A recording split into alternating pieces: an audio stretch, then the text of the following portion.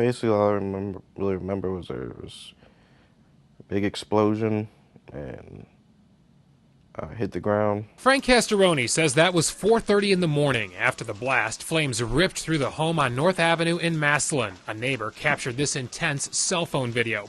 In the daylight, the smoke smoldered for hours as investigators began sifting through the destruction, searching for a cause. Relatives were relieved to hear Castoroni survived. I don't know how he's okay, but I'm just thankful that he's okay. From a hospital bed in the burn unit, Castoroni told us about his injuries. Burn on my hand, burn on the back of my leg, burn on my ankle. I feel like a giant bruise.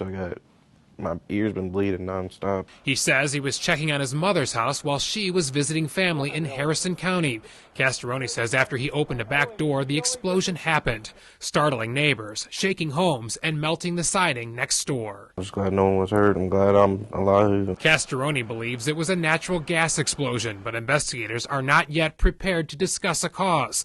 The burn victim told me there's more to the story, but wouldn't explain what he meant by that. I can't really get into the whole story, but I don't know what I can and can't say.